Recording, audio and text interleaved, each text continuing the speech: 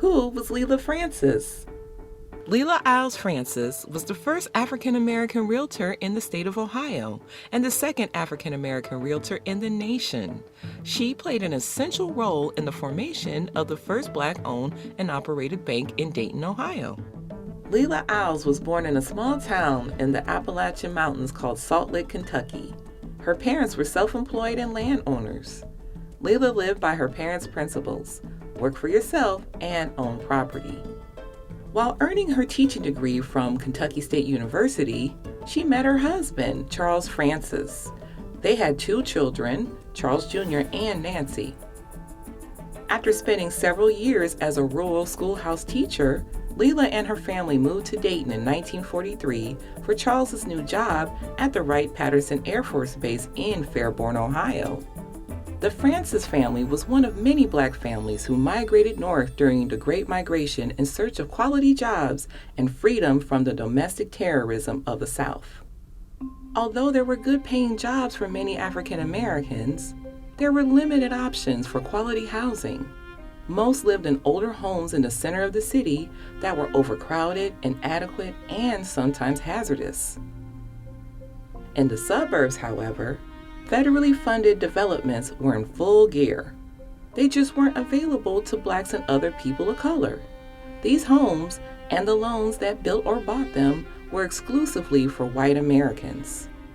This racially motivated restriction of capital in communities of color, also known as redlining, created a housing crisis in Dayton's Black community.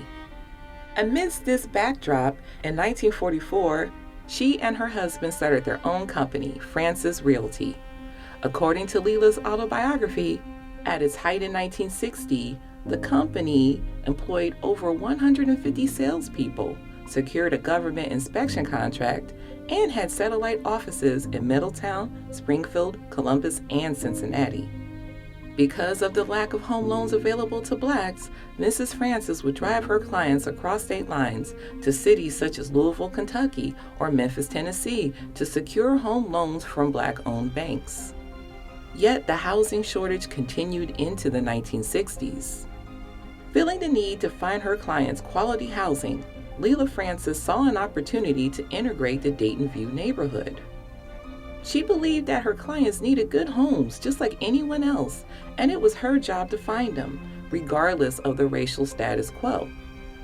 Unfortunately, as momentum was building for Francis Realty, in 1961, Lelia unexpectedly lost her husband of 34 years to a heart attack. After Charles's untimely passing, Lelia made the hard decision to close all of the company's real estate offices except for the Dayton location. She would also continue her husband's intensive government inspection work. Throughout Lelia's career, securing loans for her clients was one of the biggest challenges. Even after the passing of the 1968 Fair Housing Act, qualified Black applicants were often denied home loans. In 1970, Mrs. Francis joined other established Black business owners from around Dayton and Springfield to address this issue. She was instrumental in the formation of the first Black-owned bank in Dayton, Unity State Bank. During a nearly 2-decade span, this local bank made a difference in the lives of its employees, homeowners, and the community. Facing similar financial and capital challenges as other Black-owned banks across the country, Unity State Bank closed in 1988. Whether it was for her work in real estate, activism, or community leadership, Mrs. Lelia Francis is known throughout the Black real estate industry. She is remembered as a fighter for safe and equitable housing for underserved communities.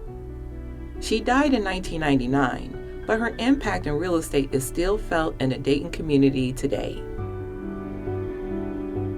For more information about redlining, take a look at our other videos on this topic.